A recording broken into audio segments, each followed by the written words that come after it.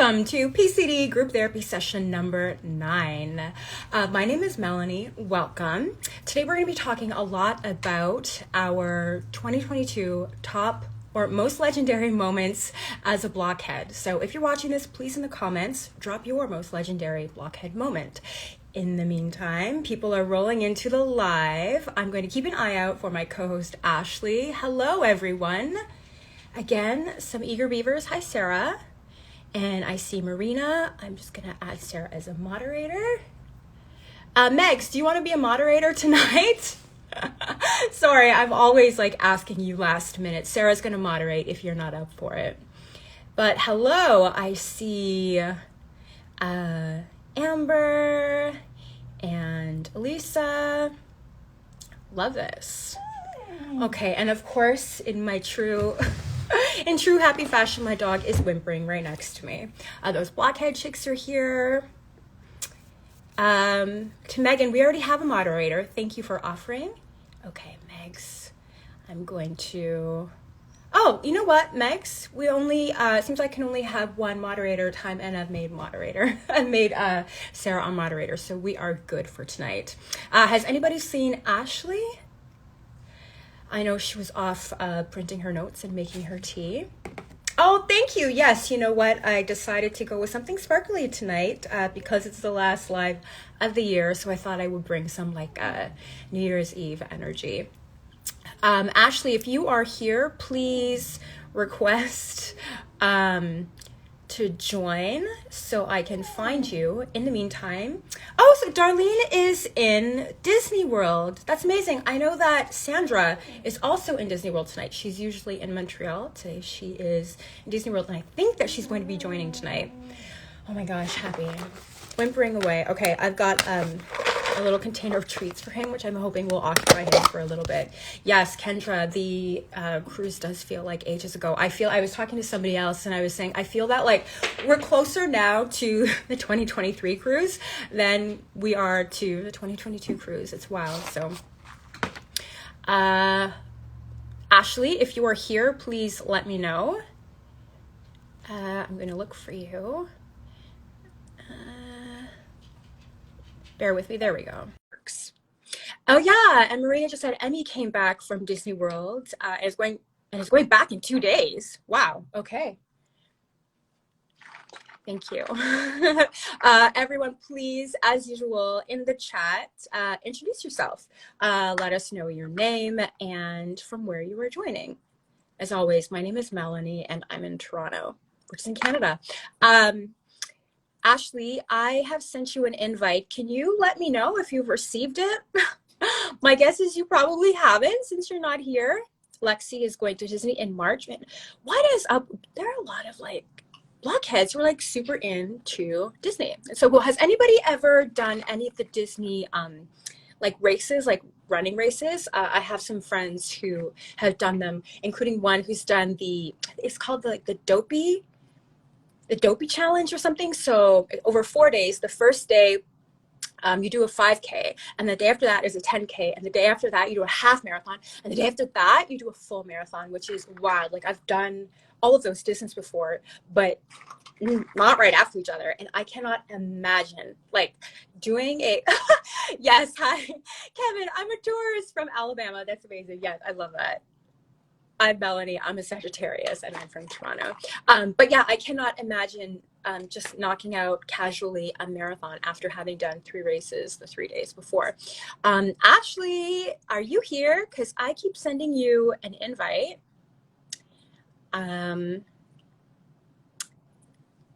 But no luck. Yeah, Sandy does them. Yeah, she's doing the Dopey one. Oh my gosh, I do know Sandy. And... although I call her Sandra. And she said that she might join us tonight. There's La. Hello. La, before we bring you up, I want to get Ashley in here. Hello, Ashley. Going to Disney alone is a marathon. Yes. Kayla is a Scorpio from Rhode Island. Oh, no. What did Teresa say that was so funny? I missed that. Why are people laughing at what Teresa had to say? I hate missing out on the jokes. Okay, I'm gonna try.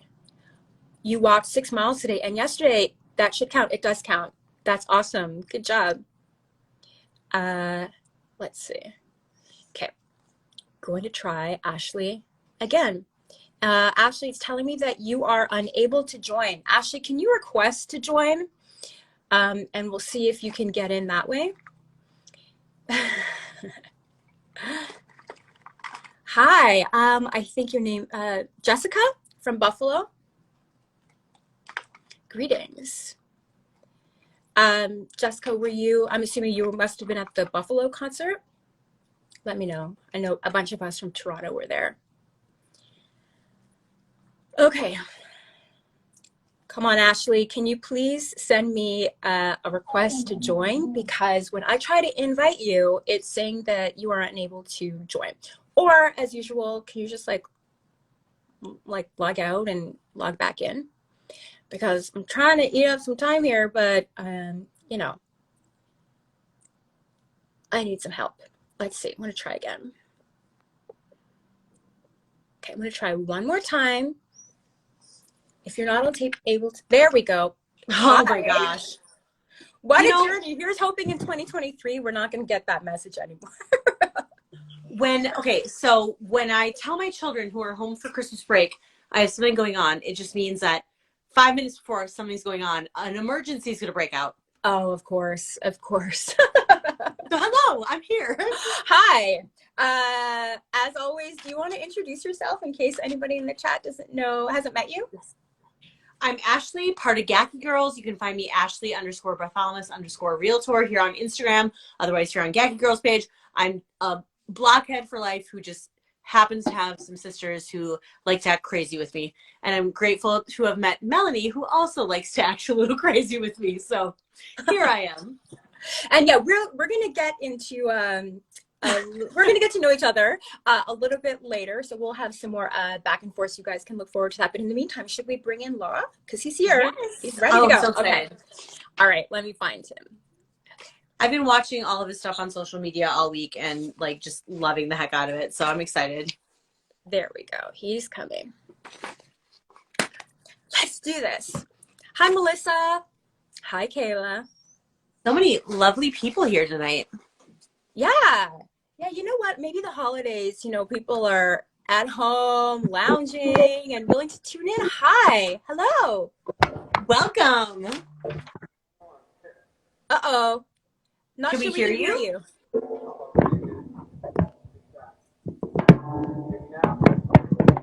Not really.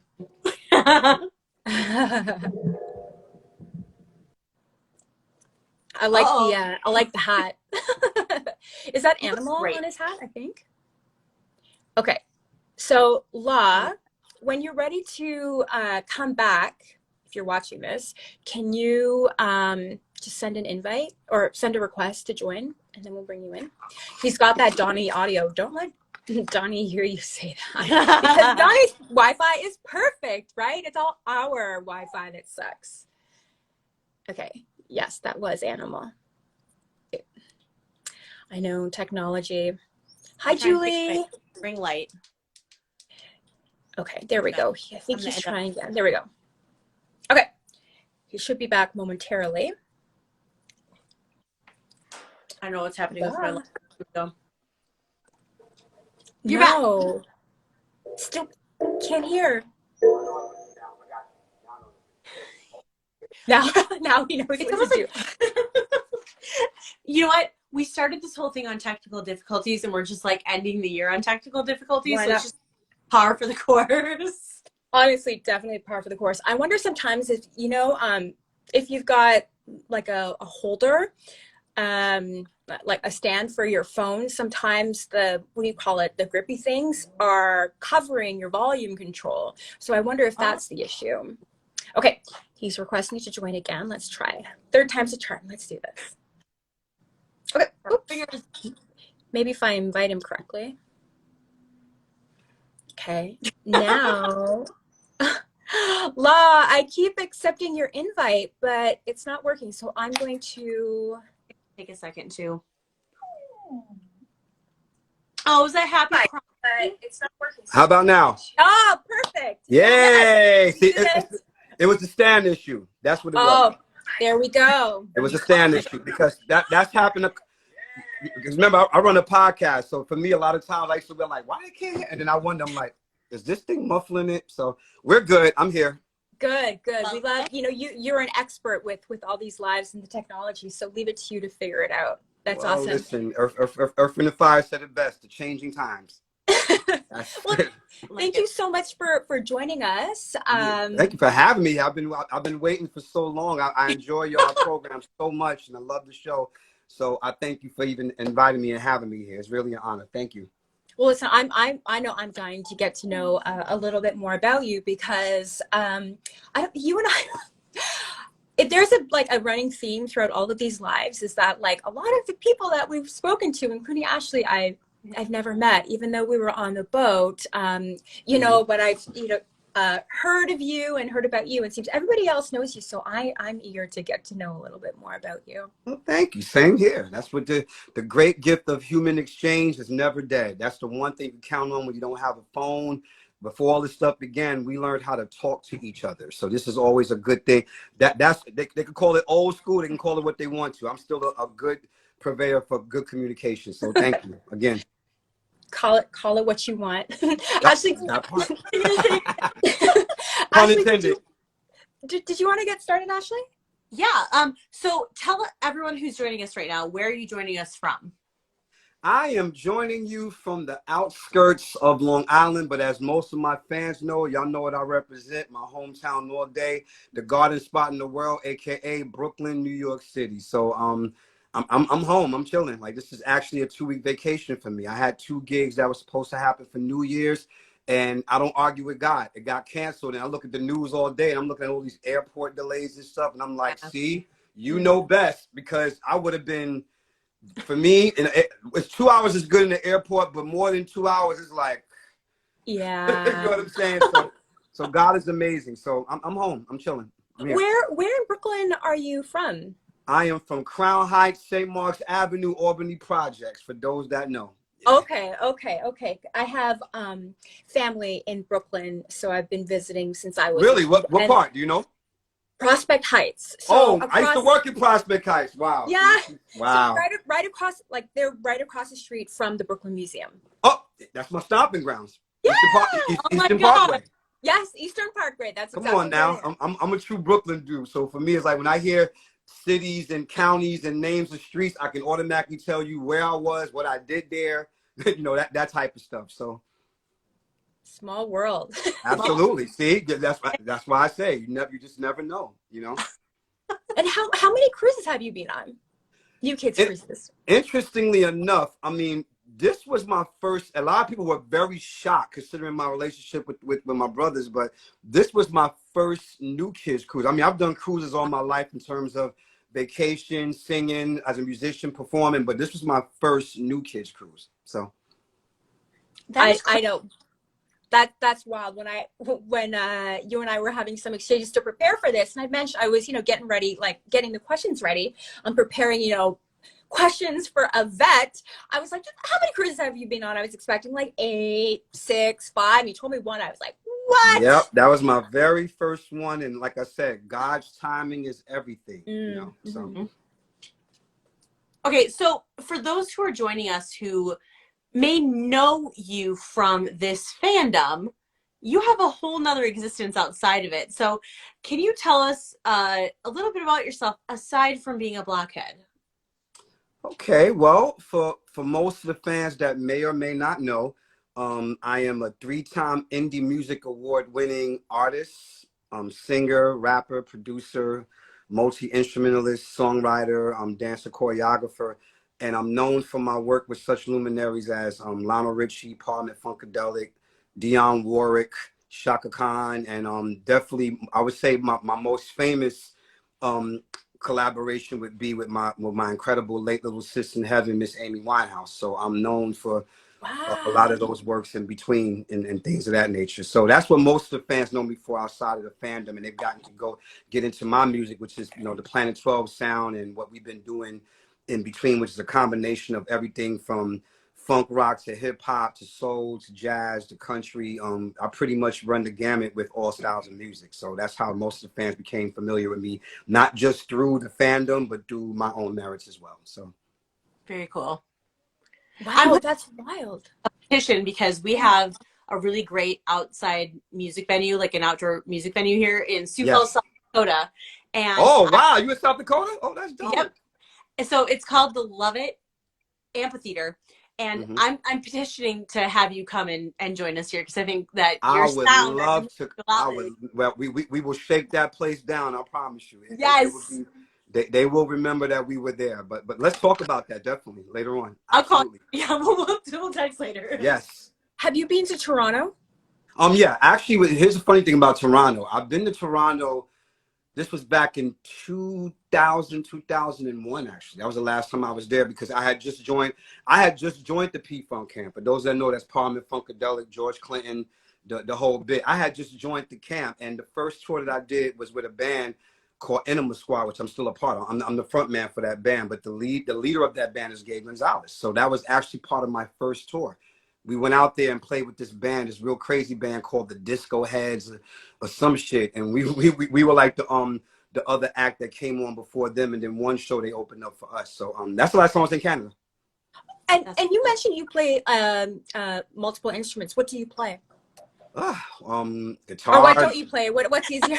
Okay, no, I'll make it easier for you. I play pretty much everything except for horns. And outside the violin, I don't play cello and all that stuff, but I definitely play a little bit of violin as well.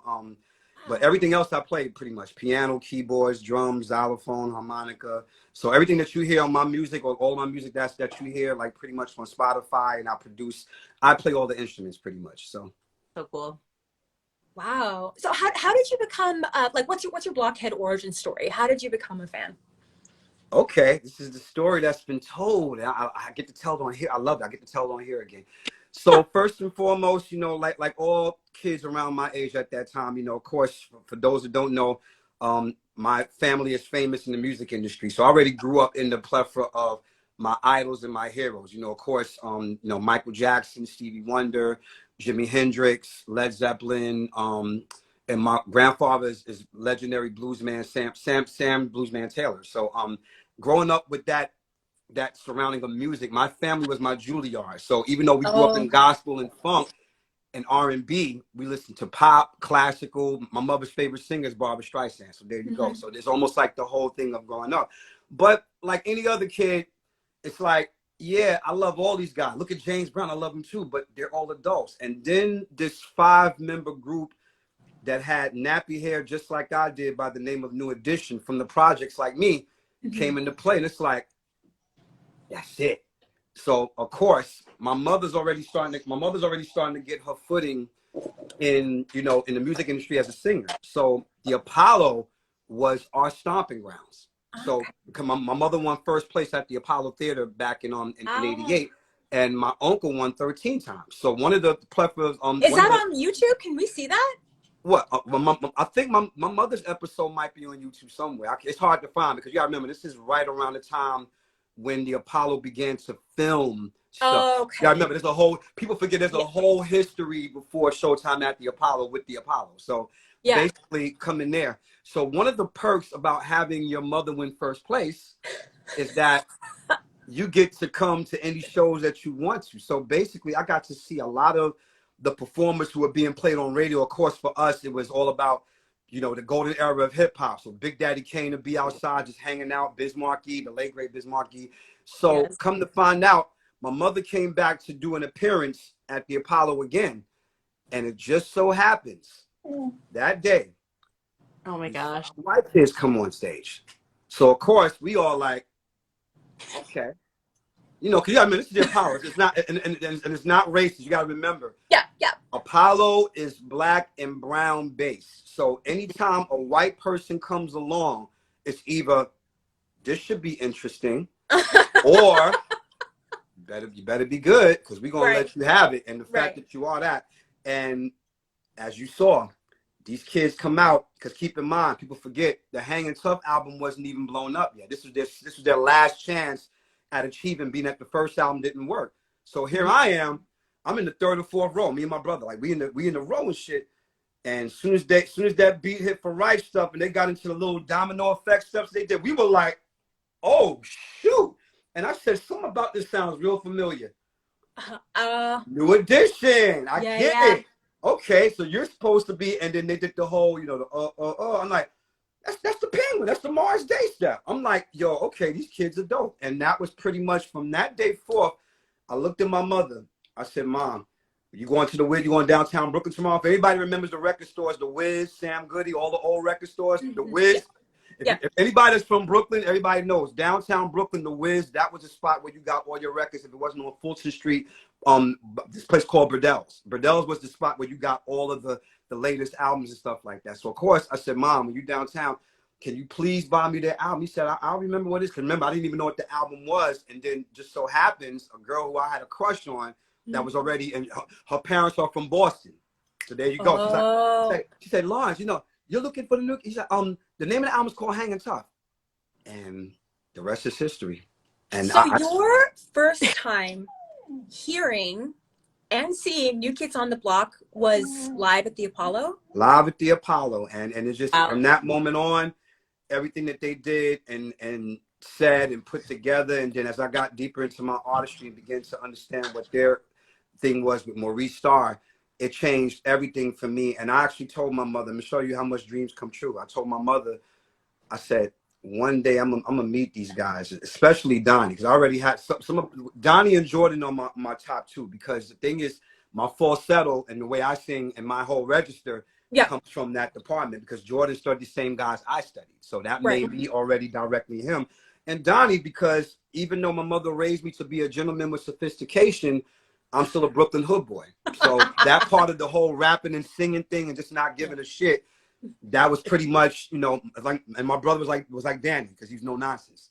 So yeah, long story short, that was pretty much how I became a Blockhead. And dreams do come true, because 2023, and here we are, the best of friends. I'm about to work with them in the studio pretty soon. So it's just like, so this goes to show you, I want to get that message to everybody. Dreams do come true. That's what my mother at 12, 13 years old, that I was going to meet them one day. It took 20 years for it to happen, but, God doesn't make mistakes. Oh my God. Okay, so wait, so then when did you meet them? Like at the no. Oh, I met this is years. This is actually when the casino tour. Okay, got That's when we first met in person through me and Donnie's mutual friend Jimmy Marsh, if y'all remember him. Jimmy introduced us, because Jimmy already, I liked the way what Jimmy was doing, and he already had read some of my posts. And of course, come to find out, knowing Donnie the way he is, Donnie had been doing his research on me. Okay. So y'all know how Donnie is. Donnie's a lurker. So little did I know. I had no clue. I was just happy to be in the presence of my idol, and then come to find out, I think the Blockhead's interest in me came because I used to be on Twitter talking about the history of music, because in addition to all my talents as a musician, as an artist, I'm known for my historian work. I used to educate people on where certain things came from, because a lot of people didn't know. They were getting a lot of misinformation and people not knowing where the boy band thing started. And I corrected people many years before Donnie started really correcting them, because I was just like, and Donnie will correct you too. I said, if he was here, he would tell you the same thing. So now it becomes that gathering of the fans getting to know me. Then I finally meet Donnie.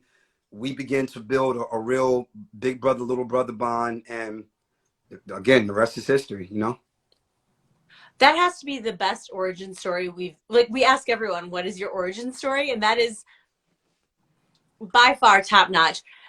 And it's so I think we're going to talk about our origin stories later, and I don't think I want to bother. Oh man, listen. As my mother always taught us, three things she taught me, actually, some of the most important stuff. When you create your own environment, you can never be bored. That's number one. Number two, you don't know anybody until you sit down and kick it with them. Totally. And that's always been the premise of me.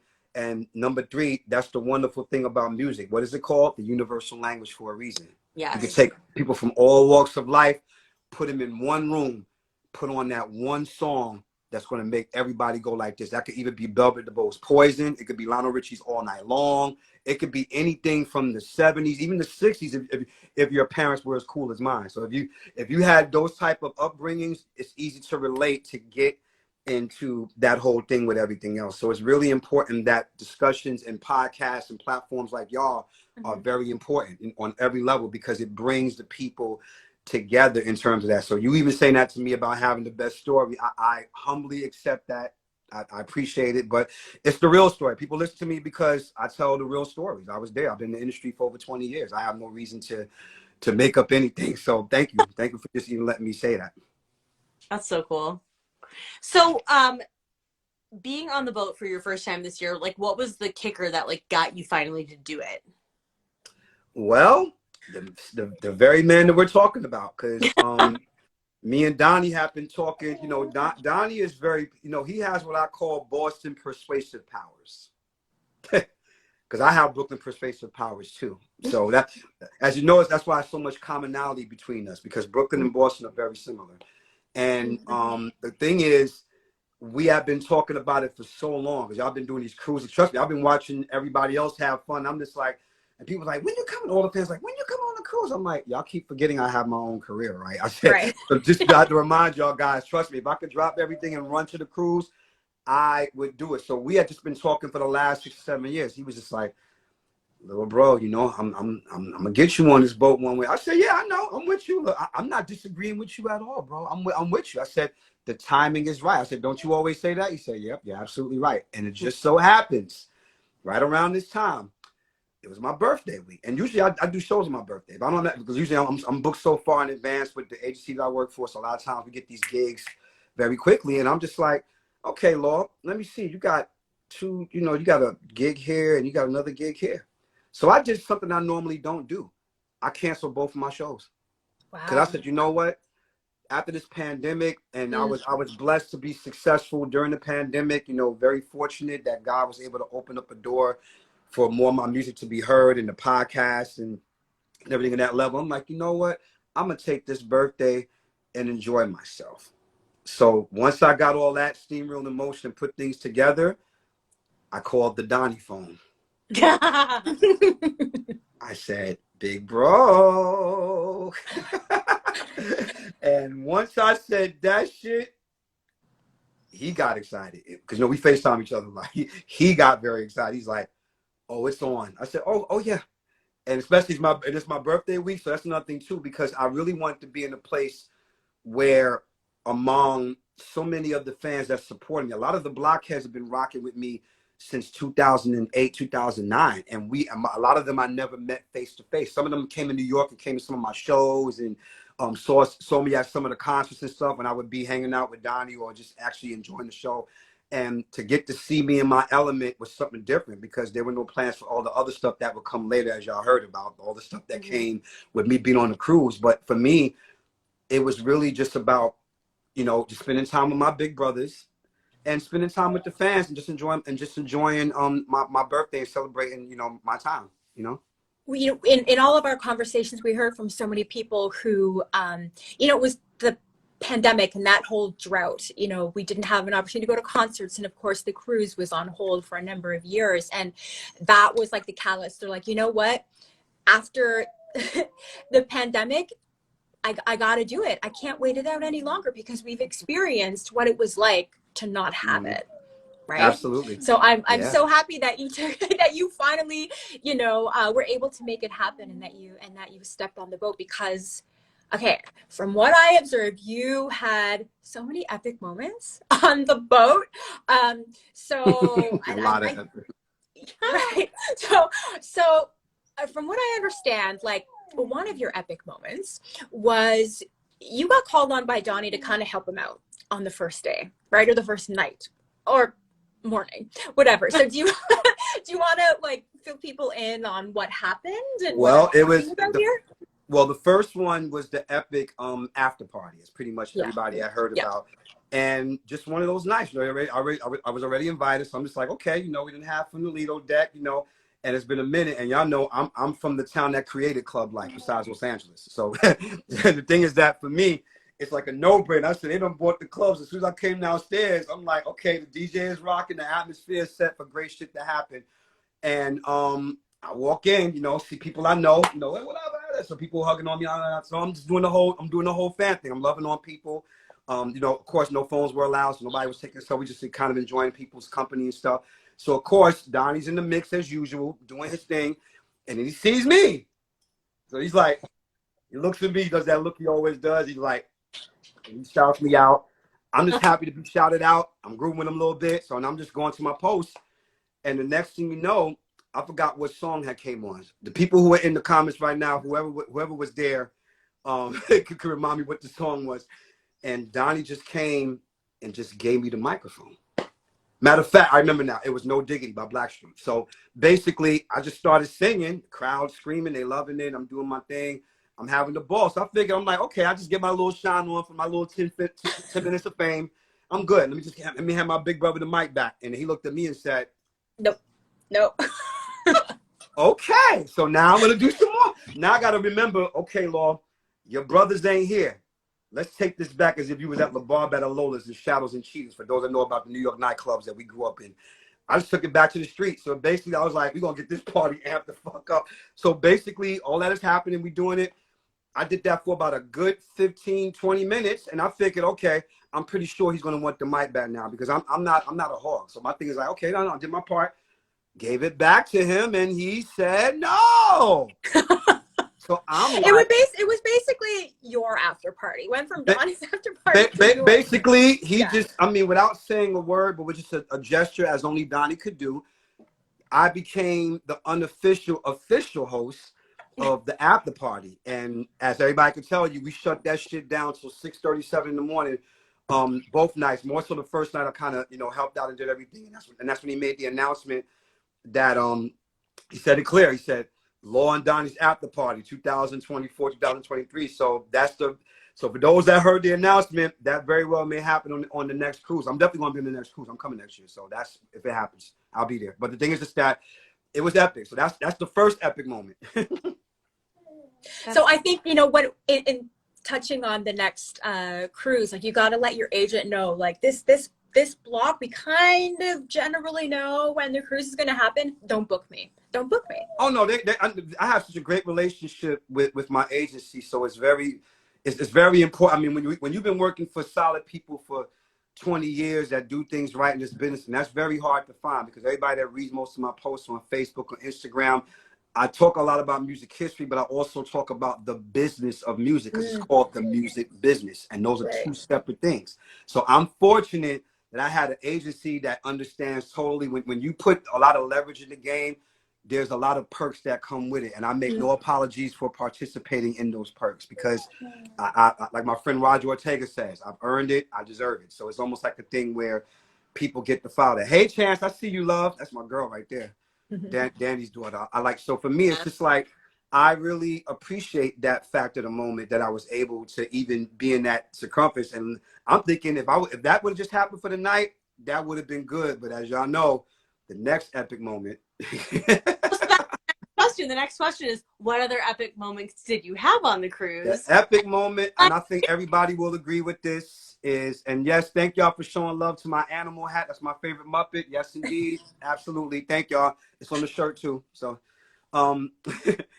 so then we're on the Lido deck, or Lido deck, whatever they want to call it. I don't give a shit. But so we're on the deck. Everybody's partying. And the interesting story behind it is because I was supposed to be grouped up with some of my other Blockhead fans and friends of mine. We were going to do Robert Palmer and the whole To Love Girls. And the Wi-Fi on that boat sucked so harsh. There was a lot of miscommunication. I wasn't able to see them. It was crazy. So that wasn't even part of the plan. Were you the Robert Palmer to their backup? Yes. Oh. If you look at it, but here's where it gets interesting. When you look at the suit, because that wasn't a suit, it's basically a white, like Robert Palmer had the white shirt and the tie. But the interesting part of that is that could have easily been Smooth Criminal because I wasn't planning on being in that circumference. I was trying to do that thing with my friends. But of course, we couldn't get in touch with each other. I couldn't see nobody. It was crazy. The Wi-Fi was acting. There was a lot of stuff going on. Yeah. And I figured, okay, Laura, give up, just stand still because you're going to stress yourself trying to look for people. You already walked around about 20 million times or whatever. So I'm just standing there enjoying the vibe. I'm watching the party go on and watching Donnie say about 90 times, "We're going to shake the fucking boat." You know how Donnie does. Donnie said that shit about 10 times. I was cracking up. So then all of a sudden, Billie Jean comes on. Now, I'm just chilling. I'm just like, "Oh, he broke Billie Jean? Okay." Next thing you know, Donnie just, "Where's my little brother? Where's Law at?" And the people started screaming. And the reason why people started screaming when he said my name was because, again, when everybody knew that I was coming on the cruise, all the people who've known me for years and people who had just gotten to know me, all they kept asking was, "Are you performing on the boat? Are you going to perform?" Because they already know the relationship that I have with New Kids and the artistry and us get ready to get in the studio and the music part of it. So, and I promise you, none of that was planned. Even though Donnie did tell me 2 days before we got on the boat, he did say, "Warm up your vocal cords." That's all he said. Now that could but that can easily change, though. That's what I'm trying to say to you. It's like, it was so much going on in the boat, so it could have easily been that. So he calls me, so he's putting me right there on the spot. So I'm like, okay. And the minute he grabbed me the microphone, for those that were wondering and why that performance came up the way that it did, because for many that don't know, that's how my career outside of church singing started. I used to imitate Michael Jackson with my mother, but the difference was that I sang for real, because a lot of other kids in different neighborhoods were just imitating Michael Jackson, but I had the voice and I had the moves. So basically, all those years, from when I was 7 to 8 years old, all the way up to the age I am now, every show that I've done or any type of other corporate shows that I do, at some point, I had to do at least 2 or 3 Michael Jackson songs. So that part never loses. So that's what people saw on stage, and that's what people were wondering, "Is he an impersonator?" I said, "No, I'm not an impersonator." I said, "I don't do impersonations." I said, "But however, Michael Jackson is my first major primary influence outside of my own family." So I became a man possessed. And then having the fans kind of go hard for you. But I think the most important thing for me was turning around and watching my Dorchester idols celebrate me. Because you got to remember, especially Danny, because Danny gave me the biggest hug first besides Donnie. And the thing about Danny, Dave's like, "You did," say, "Man, you did that well." I'm like, "Look who's talking. I learned from the best." Hello, because that's how y'all started. People forget that's how they started. So the thing is, now they were your audience, right? You and started as their audience. it made me feel good. Yeah. It made me feel good to show them. I mean, they knew already. Like I said, we've been building for years. So they already knew how much they meant to me and how much they influenced me. The fans could see that too. But to actually do it in front of them, it's different. Because that could have easily been Madison Square Garden. That could have been Prudential Center. That could have been any one of those things. And for me, to see my heroes give it up and to literally show that love, and not just because my birthday was coming, they were showing that love to me as an artist. Not just a Blockhead fan. That's separate. But as an artist who is heavily influenced by New Kids on the Block and all the other boy bands that fit that banner before the 90s part of it, or the early 2000s part of it. That was, to me, the defining moment. When they ran over and we did that whole group hug thing, that was probably, because in this industry, a lot of artists of their caliber don't show love to the people that they influence. A lot of them get caught up on this high horse of, "Well, I'm this," and it was never that way when it came to New Kids. So to have Danny run up on me, to have Donnie and Joey and then Jonathan come and pick me up and stuff, like, that's real big brother. I have one big brother, so that to me represents that. So being in that moment was epic for me, and there was me fighting back tears even at a certain point, because it's just like, wow. Here I am, from listening to them and singing step by step in the halls of my brother in school, to now being on stage rocking and being co-signed by my heroes publicly. So yeah. So then that would have been night 2, right? Like it would, or Bring Back the Time night, right? I think that was night 2. That was Remember the Time night. Yes. So then later on the cruise, you had another epic surprise that some people had planned for you. Do you want to fill us in on that too? There was 2 surprise parties. Wow. Interesting on every level. Shout out to Amanda if she's in the building right here. Miss EMT, y'all know her. Yeah. Her, my homegirl Raven, that Wahlburgers chick, that's her handle. And the thing is, cakes in abundance, surprise party. Tuffy orchestrated it along with Amanda. Just feeling the love and just being in that. And then again, the funny thing once again, a photo shoot. I run into the ladies of Chair Chatter. Y'all know those ladies very well. I run into them and I take a group photo with them. I want to take one by myself, but I'm like, you know what, let me just go with them and do that. So the fellas were happy to see me, and they each ran up on me, was like, hey, you know we're gonna need you tonight, right? I was like, what? No, Danny and Jordan called me MJ. Jordan's like, what's up, MJ? I'm like, what's up, Popeye? Come over here, dude. So we talking and shit, and all of a sudden, I said, I guess it's on again. And the first thing Danny asked, I said, you done did your stretches? I know you work out like me. I said, yeah, you know I did. So it's like everything in preparation. And again, prepared, not knowing when it's going to happen. And that's when Joey brought me up. So I'm doing my thing. Did the whole, now this time I had on sneakers because the last time I had on shoes. So now I got my sneakers. I'm really able to get my shit in now. So I'm doing my thing. And then Donnie probably gives me the greatest tribute besides my children. I have 4 kids. I have 3 grandchildren. 1 is on the way. And Wow. to get that, yeah.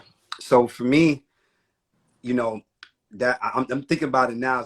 I still can't believe, like, and people send me clips and stuff. I'm just like, I can't believe that this happened. Because again, they're not obligated to. So for Donnie to celebrate me publicly like that, and to have over 3,000 blockheads wishing you a happy birthday and celebrating you, and even for people that didn't know me, because of course there were a lot of people that never met me, that never heard of me, or things of that nature. So of course, obviously they got to know me more, because even throughout the trip I was getting to know a lot of other people who I never met, but they were learning about me through other people. So that's why I say resume and reputation is everything, because if you're an asshole and you treat people like shit, imagine if I was that guy and I was on the boat, I wouldn't get no love. So that's why I said, We would all be standing there.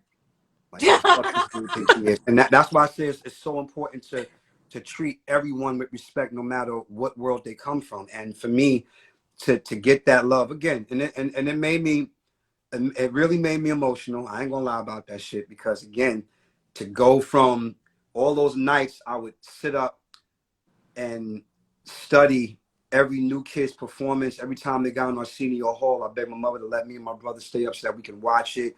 Yeah. We sitting there dissecting their harmonies, how they put this together, what drum part that they use on I'll Be Waiting for Face the Music. It just brought me back to all those years I spent studying them, and then when they broke up, holding on to the fact that one day they would come back together and actually give us fans what we want to see. And not only did they come back and do that in abundance, but they stayed.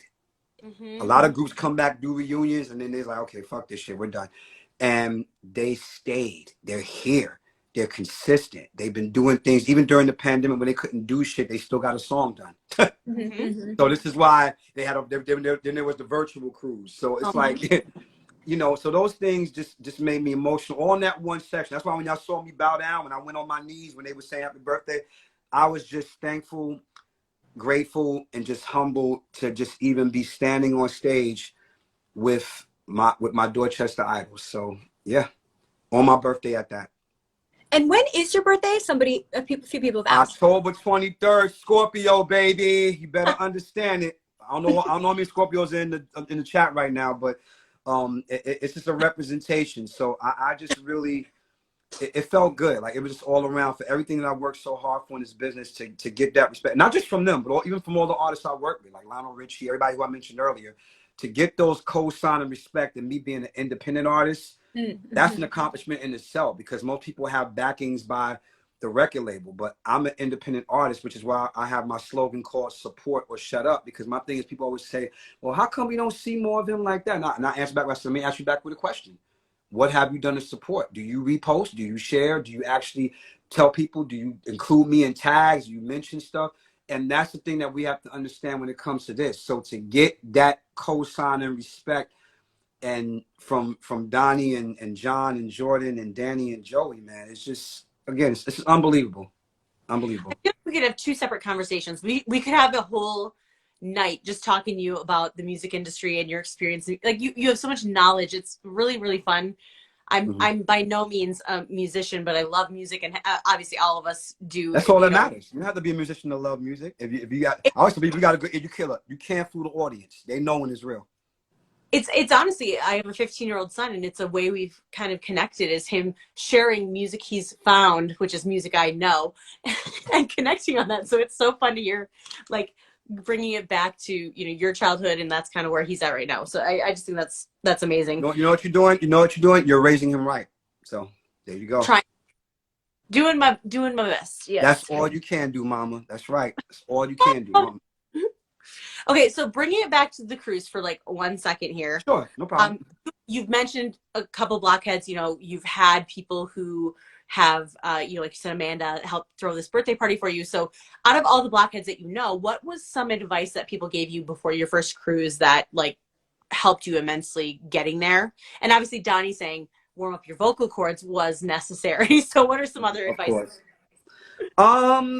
Honestly, it wasn't so much advice because again, you know, I've been studying y'all guys for the last 10 years on these cruises. So for me, it's more, you gotta remember, I'm an extrovert with severe introvert tendencies because I have my moments where I'm like, leave me the hell alone, I'm here. Then I have my moments when I get among the people. They know, everybody that's been on the boat with me knows when I get comfortable, I become very much the Scorpio that I am. I'm talking to you, we're exchanging information, we're talking about upbringing, we're talking about raising children, you know, we're talking about all different types of things. And I would say the general consensus of what we call tips was just really to have fun because I have my own set of rules. My whole thing, as a matter of fact, some of the fans will tell you, I put up a very famous disclaimer on Twitter. I said, okay, y'all, I'm finally I'm coming on the boat. Everybody got to decide. I said, okay, I'm just going to give y'all one disclaimer. No weirdo shit. And what does that mean? With no weirdo shit meaning that, because a lot of times people, when I would be at the shows with Donnie, whether I'm just hanging out with him or just enjoying the show or just at any event that blockheads happen to be at, or even some of my own stuff, people have this thing where they'd be like, I want to say hi to you, but you were busy. I'm like, listen to me. Are you like, I didn't know if you wanted to be bothered. I said, if I didn't want to be bothered, the new kids' concert is the last fucking place I would go. Hello? We're a family. I'm going to see a whole bunch of people I know. So the thing was just that I didn't like how they use that as an excuse. I was like, don't come to me with that. I said, that's weirdo shit to me. I'm like, no, if you see me, speak, say hello, say what's up. If you see me from across, say what's up. I'll wave back to you. If I come your way, I'm going to make sure, you know, you get a hug or a handshake. If you want to take pictures, of course we can do that. That's what I'm here for. I'm in the industry, but I'm in the streets. I'm a regular ass Brooklyn hood boy that's living his dream. That's the only thing that separates me from anybody else. That's the reason why Donnie is so relatable, because he lives in that moment of him being who he is, but he's just another Dorchester kid that grew up in the same environment that I grew up in. You know, we weren't middle class. We grew up on food stamps and shit like most of the people that grew up in our lane did. So my thing is that don't do that whole weird shit where you like, you see me, you don't want to speak, and no, I'm gonna see you. I'm gonna make sure you get a hug and acknowledge you and everything. So that's really the tips that I kind of got more so generally, because it was more so like, okay, this is just me coming on a cruise. Only difference between this cruise and all the other cruises that I've done as an artist, and then, you know, when I was married at the time, you know, with my family, stuff like that, is now I'm going to be running into a whole bunch of people who've been supporting me, or who very much may know me or may not know me. People would just be like, hey, you're that guy, da, da, da. That's cool. I don't mind that. I don't get offended by that, because I know I don't come in with this thing that, oh, they know me, like I'm here. I'm like, that's corny. If you know me, great. If you don't, get to know me. That's pretty much what it is. Just be real. That's the bottom line. Real quick, before we finish up our questions here, Uh-huh. everyone can hit the little down arrow at the top of the screen and see all of our hashtags. Gosh, I'm old. All of our handles. So tell everyone where they can find you and your music, so that as they're watching you, they can start supporting you. Okay. Well, I mean, If first, not already. what you said? Say it again. What you said? If they're not already, they should be already. But if they're not, I know. No, just in case they're not. So I'll just let it be known so I can break it all down on all sections. So, of course, Instagram at Planet 12 Law. And then there's my second page, which is Planet 12 Stories. That's where I tell all the stories about the industry. Oh, Nice. That's why I tell the story about when I first met Beyonce when she was in Destiny's Child. I'll talk about that. We were the house band for them. So that's a lot of stories from my 20 plus years in the business is on that page. I tell it on my regular page too, but Planet 12 Stories still has like 9 stories up there about when I met David Bowie, things like that. So that's the Instagram. Yeah, that's one of my favorite artists. So I tell all the stories on Planet 12 Stories. And then also, of course, Facebook.com/LawPlanet12. That's my personal page. Then there's my regular page, which is my group page, which is the Law and the Planet 12 Movement. That's the name of my band. Also as well. And then of course Twitter at Planet 12 Law. And then musically, I'm on everything available, which is Spotify, iTunes, Tidal, you name it, all that. SoundCloud, Amazon, but you can find me under L asterisk A asterisk W. Because everybody always puts Don't in forget dots. the asterisks. Yeah, thank you. Because a lot of people always forget that it's asterisks, it's not dots. Don't put dots between my name. I try to let them know, and then they can usually find that, or you could just simply Google, because we have such a great website presence in terms of what we've been doing in a real mainstream presence, that you can type in Law Planet 12 or Planet 12 Law, and a whole bunch of shit will come up about me, my legendary family, my grandfather Sam Bluesman Taylor, my work with, to work with all the people who I've spoken about and things of that nature. So you can find all that on there. We have 3 albums out already that's still doing real well for us: the Planet 12 Syndrome, the Planet 12 Live Sessions, and my latest one, which is my last one from a year before, Mega Dope Maniac. That's awesome. You you are a busy guy. No wonder it took however many cruises, 11 cruises for you to get on the boat.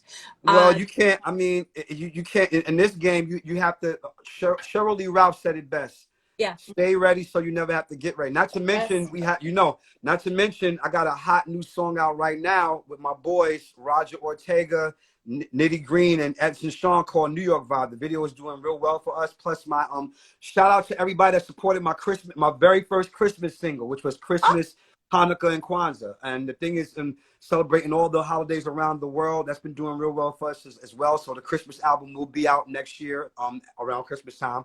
But I got 6 albums coming out this year alone for 2023. So it's a lot of music coming out. Busy. That's so awesome.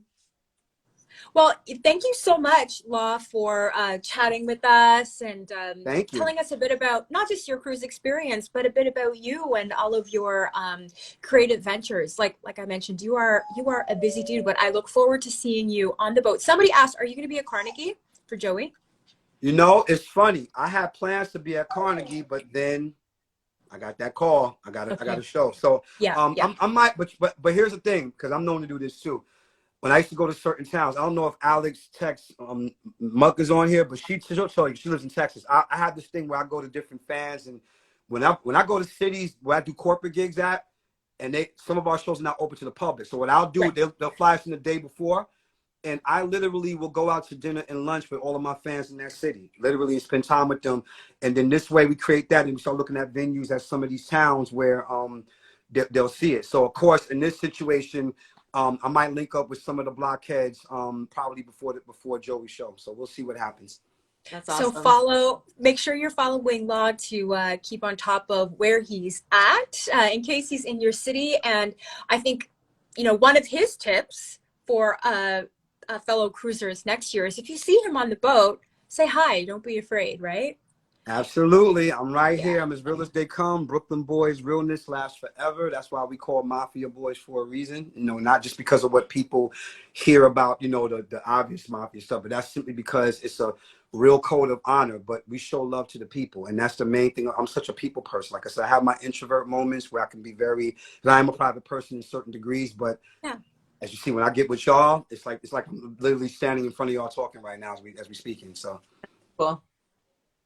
Very much appreciated. This has been great. Thank you so much. This was fun. I appreciate it. Love your painting in the back. I just noticed it too. Wow, that's dope. Yes, I just noticed it. It's real bad in person. It's a joke. It's a joke. Johnny noticed it in one of our earlier lives and kind of gave her a hard time for it. I think he called it paper mache. So wow, that's crazy. But I mean, look, artists are, and just the fact that you're representing the boys back there is pretty cool. But I just want to say real quick to y'all, thank y'all so much for having me on here. I appreciate the love, and like I said to everybody on here, support or shut up. That's my motto. We can't sit here. Everybody keeps talking about bring the real music back.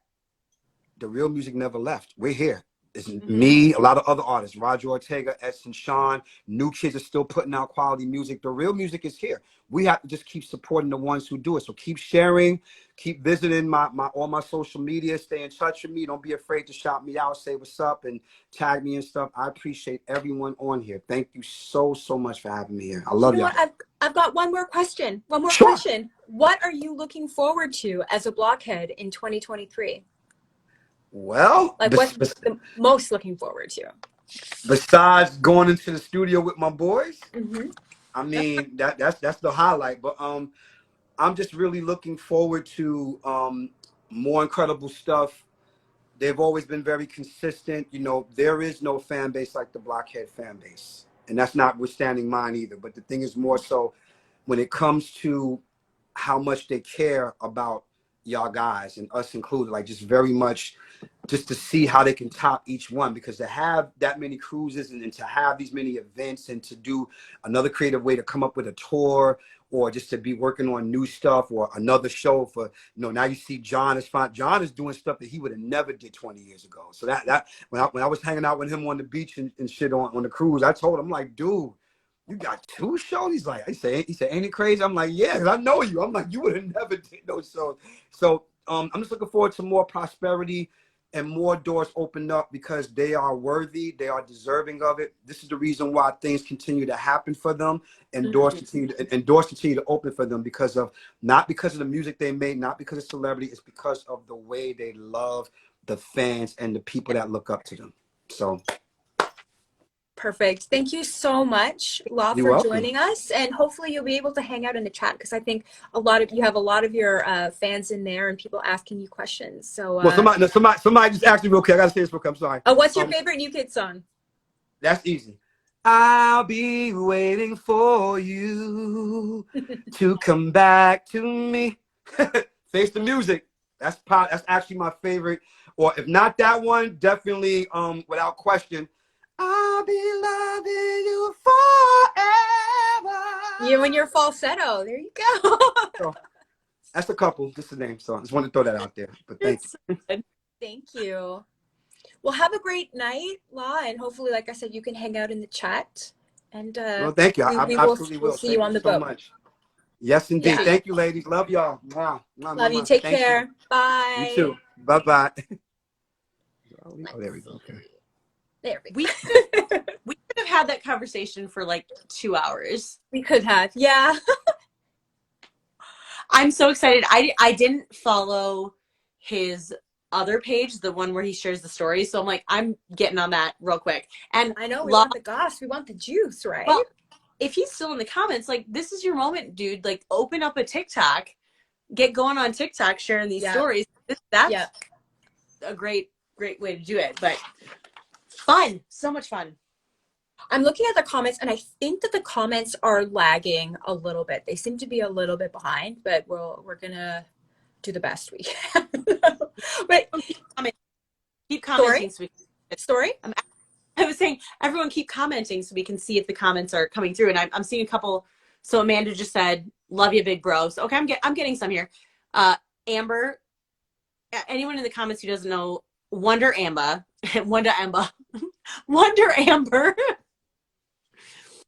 She got up on stage one year dressed like Fozzie the bear.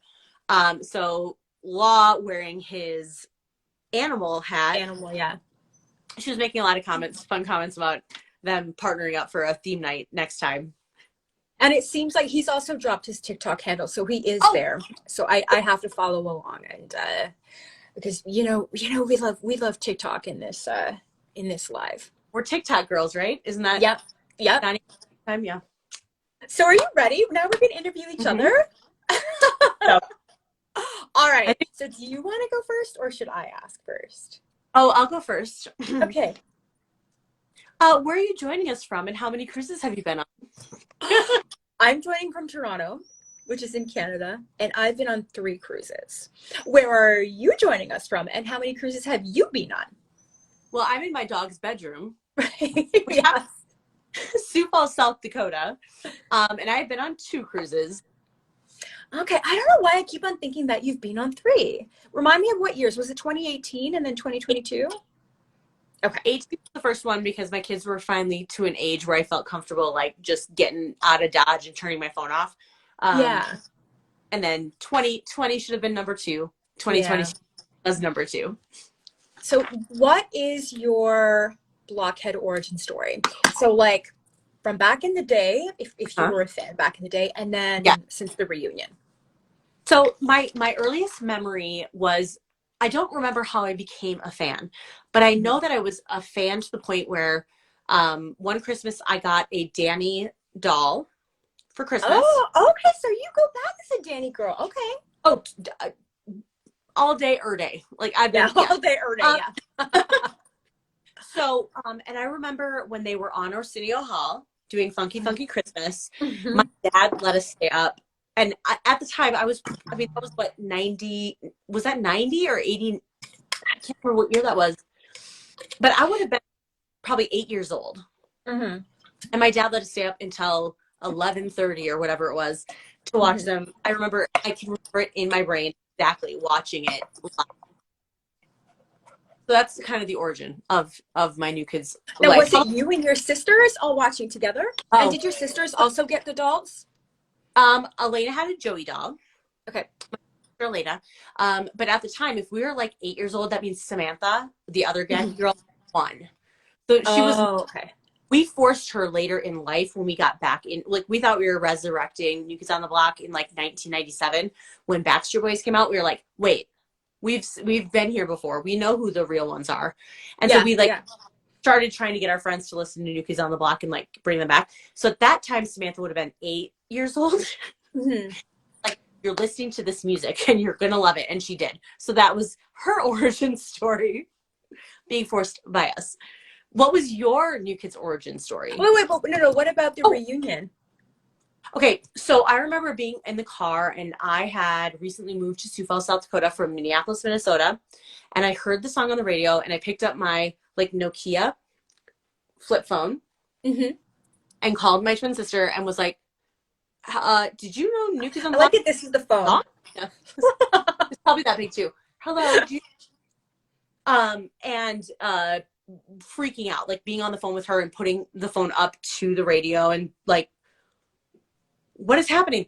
But at that point, it did take us some time to get to a concert. We didn't go to our first concert until 2013 with the reunion, again, because of babies and moving and everything. Life. Yeah. Okay. And then it's been on since then. It's been every concert moving closer and closer to the stage. Like, right. To now. So that my origin story, back in the day, again, I don't remember how I became a fan. I think I remember, I don't know if I'm just making this up, but I feel like I remember being in the school library and somebody telling me about them. And I don't know, we would have been playing music in the library, but anyway, so I was around like 8 or something like that. I don't know. It was hanging tough. And they were telling me, I think it was about Right Stuff. And I got to go to one of the concerts. It was 1990. It was in Toronto at a venue that's no longer, it's not around anymore. It's called Exhibition Stadium. And I'm pretty sure I had like the last row. You know what? I found an old diary of mine. Actually, I should have brought it. Oh my God, I thought you had it with you. I should have brought it. I made it into like an Instagram story. I found it, and it's me talking about, it was like, we had to write a journal to like our teacher or something like that. And in it, I'm talking about how my dad bought me tickets and they were like $32. And I was like, that's a lot of money. And then I found elsewhere, like in the book, I had made up a gymnastics routine I think it was Hanging Tough. And I wrote down all the moves that I was going to do and like the beats and the steps and all this stuff. So, so I was really lucky that I got to see them back in the day. I don't remember anything about the concert other than being very, very, very, very, very, very, very, very far away. And I know that I wore a Joe McIntyre t-shirt, and I know that I wore Tweety Bird bicycle shorts. And then, they went away and my musical tastes changed, and I got into like alternative, and I went to like a bunch of like mosh pit type concerts, still really enjoy that music. And then when I also, once NSYNC came around, I was like super into NSYNC, and they were a lot of fun, and like it had that, that got me reminiscing about New Kids and that experience. And once the New Kids reunited, I remember, I think I was even like, happened to be watching the Today Show when they were on. And yes, Jules, who's style icon in my bicycle shorts. And I remember like, I hadn't been like monitoring their website or anything. Like I wasn't tipped off. I just happened to be watching and I was like, okay, interesting. They're back. But I was a little reluctant to kind of get back into the fandom.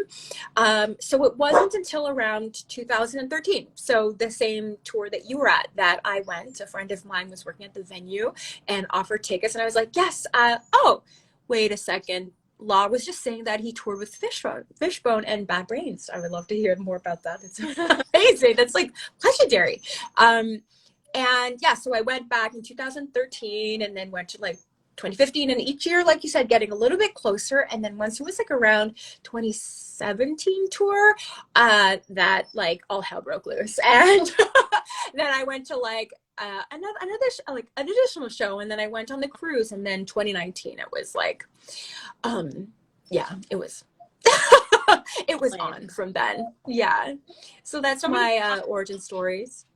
Someone in the comments asked, and I'll only pull this in because it's kind of topical for the conversation we're kind of having of like how many similarities we have to each other.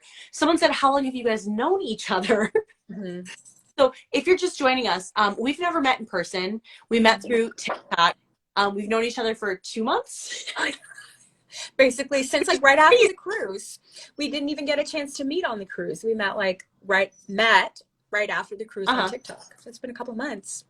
I think though, in our brief, like our first conversations, we FaceTimed and kind of chatted, and then finding out certain things that we have in common, like the universe brought us together. So, and including, an interest in doing something like this, right? And to help with getting over, the experience on the cruise and keeping that alive and connecting with other blockheads. Yeah, I love it. Okay, so my next question for you. Mm-hmm. Ooh, good one. You came up with this question though, so I'm going to steal it from you for a second. Okay. What was your 2022 legendary moment, New Kids moment, Blockhead moment? Okay. So, okay. I think I'm going to try I'm going to cheat a little bit, and I'm going to group the tour all as one and say that was a legendary moment. And, again, with all of the lives that we've done, a lot of people were talking about, when we asked them what was the legendary cruise moment, they talked a lot about the sail away party. So that was a huge one for me as well. But okay, John's asking, can I narrow this down when I talk about the tour? Yes, I can. So my first show was the Nashville show, and which I think was show number 3. And my friend and I, we were really risking it with the travel guides, because we left Toronto. It was around 4:00 our time, and our show was that night, right? So we left around 4:00, and right. I think the flight to Nashville was around 2 hours. They're an hour behind us. So basically we landed, we got our rental, like quickly kind of like tried to get ready in the car, drove to the venue, and then that was it. I think we might have even missed a little bit of the DJ set, but I mean, just to have that like anticipation, and like it was a little bit thrilling, I guess, to be a little bit risky with our travel plans, but it was scary. But and being there to experience one of the earlier shows on the tour was a lot of fun, and something that we did with the last tour, and I'd like to continue doing. It'd be great if I could go to the first show. But then like right after that show, we had to leave. Like we didn't even stay in Nashville for we weren't even there for 12 hours. We were barely there for like 5 hours. Yes, my anxiety would have been through the roof, is what Megs is saying. And like right after the show, we had ultimates in St. Louis the next day. So we booked it, i.e. like drove like 4.5 hours right after. Wow. Well, the thing is, we kind of underestimated what the whole drive experience would be like, and just how long 4.5 hours would be. So we didn't really like hightail it right out of Nashville. We lingered a little bit. By the time we left Nashville, it was around like 1 a.m. We drove 4.5 hours. We hit something. We don't know what. It was debris. It wasn't a person. It wasn't an animal. I think it was debris that was in the road. It was very, very dark. We were very, very tired. We damaged the rental car, and yeah, the car was hanging on for dear life, basically. And we arrived in, and basically the whole point, because we had Ultimates in the next day, we wanted to make sure that we had a hotel room. Yeah. So we had booked. So the night that we were in Nashville, we had a hotel booked in St. Louis. So all night we're like calling, we're like, yeah, we're on our way, we're on our way. You know, the flight's just a little bit, we knew we weren't going to get there. We were going to get there until like 7. We finally made it. Oh yeah, the car, like the tire started making some weird noise as well too. So we were like at the side of the road holding up our phones, trying to look for what, I had no idea. Thank God we made it to Nashville. We got to our hotel room. We like passed out, and we made it to our Ultimate. And yeah, wow. That was a pretty legendary moment. And I told this story to someone. I think it was to Melanie in my photo group on the cruise, and she was like, "Oh my God!" And then I said, and we kind of did something similar when we went from Atlanta to Jacksonville, but we'll save that story for another day. So what about you? What was your legendary 2022 Blockhead moment? I kind of had 2. Yeah. So I'll try to be brief, but one of them is very similar to your story. Okay. So funny. So my first one was we were very upset. I was disappointed because my baby sister Samantha, we had our first meet and greet scheduled in Lincoln, Nebraska. Mm-hmm. And right beforehand, like 2 days before, she got COVID. And so we always do everything together. We've been to every concert together. We've been to every cruise together. And Sammy was sick, so she couldn't go. So Elaine and I were feeling really kind of upset about it. And we ended up getting to be at Barstool in Nebraska. And during Valentine Girl, Danny turned around and sang to me. And he knew what he was doing. Right. So that was part of the amazingness of it, was not only, you know, like I said, my first doll was a Danny Wood doll. Mm-hmm. Danny's been my favorite forever. I remember in high school being like, I gotta go to the gym more, because at the time I thought Danny owned a gym, and I was like, someday if I go to Boston, I want to go to his gym and have him be like, wow, she's fit, look at that girl. He's in shape. So, you know, years later, it's a whole nother thing. But when he turned around and I saw like the sparkle in his eye of like, haha, look what I'm doing to you, and he's saying Valentine Girl to me, I lost my mind. Yeah. I think I blacked out, honestly. So I'm grateful that a lot of people have shared videos with me, or put on social media and tagged me in them, of that moment. That was just like, what is going on? And I also had people who were like, I had someone who was a past client of mine, like from work, who didn't know about this part of me, who was at that concert and saw me up on the big screen. That's the person who sold me my house. She was like, what happened? And I was like, I don't know what happened. So, very, very quickly, number 1. Number 2 was at the very last minute. I don't remember what day, but I'll put it in this context just for the sake of, I don't remember what day it was. It was like a Thursday. Elena and I, my twin sister Elena, were like, we're going to go to DC for the final show. 2 days later, we're in DC. We had so many flight delays. I was crying in the airport here. I was crying in the airport in Chicago. I was like, we're never making it. Didn't think the show was going to happen, honestly. We finally get there. I drop her off at the venue. I go to the hotel to drop our bags off because I want her to be there for the first moment of the show, because she went to the show of the cruise, and I wanted her to see the last show of the cruise. Of the cruise, of the tour. Of the tour, God. Yeah. It's late. So I drop her off. I go to the hotel. Our Uber driver is so nice. He helps me get all the bags out. I forget her camera bag is in the trunk of the Uber. He takes off. Oh my gosh. I spent